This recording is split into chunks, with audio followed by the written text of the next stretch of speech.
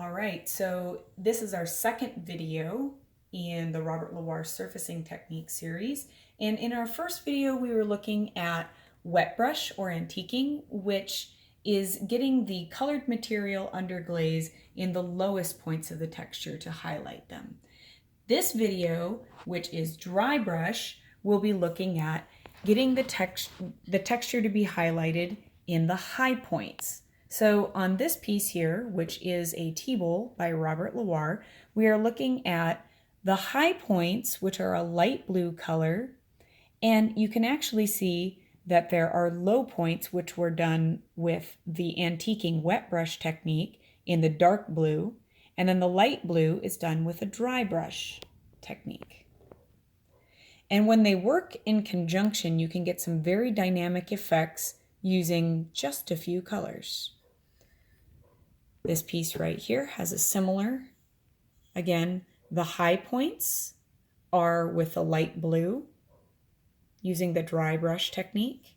And on the body of this teapot by Robert LaWarre, you can see, just like on the tea bowl, the high points are done with dry brush in light blue, and the low points are done with wet brush antiquing with dark blue. So now we're going to get into the technique itself. All right, now for our dry brush technique, we have Robert LaWarre presenting his methods. Hello, thank you for joining us. I kept these brushes that were wet. I may possibly need them at some point, but I just wanted you to see that I'm actually not going to use these. I'm going to set them aside. Here's the one that I said, or Ms. Train said earlier, probably will not work because it's so stiff. This one might come in handy, but likely not. I'm just going to set this aside as well. Really, the thing you want to focus on, again, is these softer bristle brushes that are going to hold some material and give you a fine blend of your material onto the form. You have your palette, this time with some colors. It was actually a variation mixed from the yellow and the blue to get some variety of color. A dry palette has a few drops of water on here, not that big of a deal. But again, the dry brush as a dry palette is really going to come in handy on this. I do keep a sponge to wipe my fingers off occasionally, or maybe wipe the brush off if I need. I also have the towel to clean my hand off if I need, and the water just in case. As you can see, this is actually starting to dry, so I may have to add some water with one of my wet brushes. I may go in and add some water and remix some of these materials just to make sure that that they're damp enough to get onto the brush to be able to then be transferred to the piece. Okay, so again, that was my wet brush. I'm just going to set that over here aside again. Actually, this brush will come in handy because it's going to hold the other one up from hitting the table. So, all right, so what I want to do is, I know that I want to come in here on the head of the fish, and I want to brighten that area up.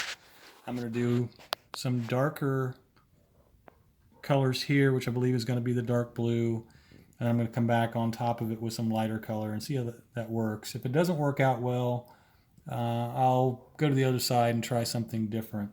Once this is dry, I could take a sponge, the underglaze, if I mess it up, I could take the sponge and go back and wipe it off and rework the area. But you do have to be careful you don't get the colors to go down over your black underglaze you put in your texture. So there is some reworking that might occur during this process until you get it figured out. But don't sweat it. Again, some of the best things happen in those accidental moments. So I think I'm going to try out one of these first just to see. These are real soft. It's like a sable, imitation sable. They're really, I think, for watercolor, maybe acrylic. But I really dig this green. So I am going to load up some on the brush.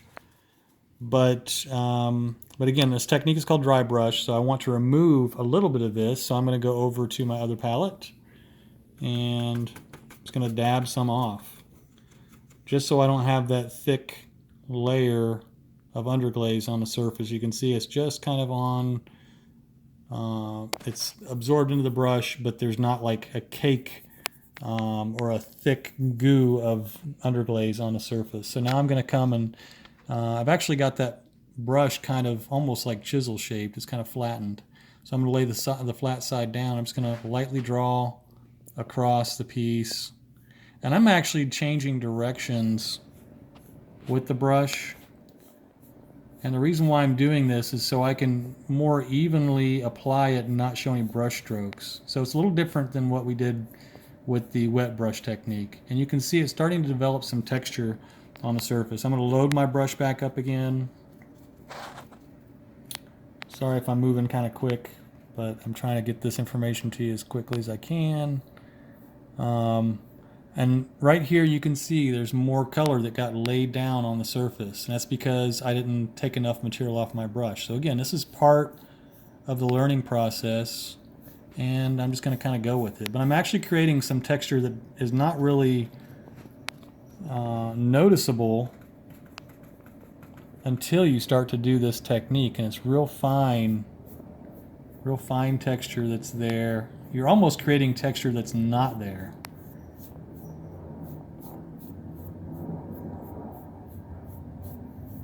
Okay, so I'm going to reload. I got a big glob there on the back side. I want to try and roll that off. Okay, so now I can take this. I had like a big glob like that. I would remove that and then come back over to my dry palette. Now when you start to see this dry along the edges, which will happen, that's a good thing. You can actually use that to help absorb some of the moisture off the brush, and you can also dry out your underglaze that's on your brush by picking up some dry areas on your palette. So again, it's probably a little more on there. I can actually see some kind of caked on the surface, but I'm just going to go ahead and put it on here anyway. And maybe I'll go back here, and maybe it'll just be a little thicker back here towards the back edge. But as soon as you touch that down on there, it really kind of dries out your brush quick. Okay, you can see it's a little darker here, and then it gets light. It's soaking in so quick that it's lightening up in these areas. This dark area was the fresh underglaze. So after a while of doing this, you'll get to the point where you get a good feel for it. You can just dab real quick on your palette to pick up some color, take a little off. Again, just drying out that brush as much as you can. And lighter that you can apply the material to the surface, the better your texture is going to show up. And again, this texture is really minute. It probably, some of this is probably actually just showing up by happenstance. But it just gives you a really interesting painterly kind of quality to it, something a little more natural. All right, so I need to bump over to a different color here so I can build up this dark blue for my area I want to ombre later. So again, I'm thinking about these things ahead of time so I can plan. And maybe I'll try this brush here just to see. Having this drier underglaze right here, that glob, is actually probably a really good thing, because I can use that then to cake on this brush. I see there's a chunk. It's a chunk right there stuck to the bristle.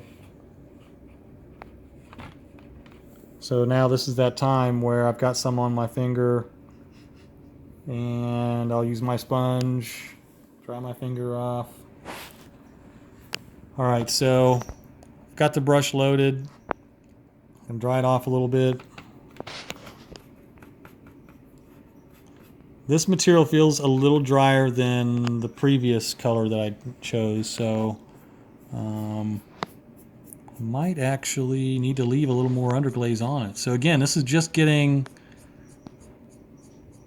used to the material and how they work. And I got a little bit down here in this area, the tip of the brush, between my finger and the tip of the brush. There's a slight bit of the blue there. I will have areas like that I'll go back. If it really bothers me, I'll take maybe my potter's knife and scratch that off. I can also take one of my brushes from earlier. It's damp. I can take and I can use that as an eraser. But again, there's not a lot of water in that. It's just got a little bit of moisture on it. There it is. But so I can use that kind of like an eraser. But this one I can tell I need to leave a little more underglaze on the brush because I didn't get much application on there. But also, as you're getting these brushes almost seasoned, getting them ready to do what you want them to, as far as to get the coloration that you desire on the surface of your form, they will they'll change a little bit. So this one's getting more underglaze in it. I'm able to do a little bit more working on the surface with the underglaze without having to dip back to my palette. But again, I'm just going to build this up some more. I'll come back and I'll show you the ombre with a different color.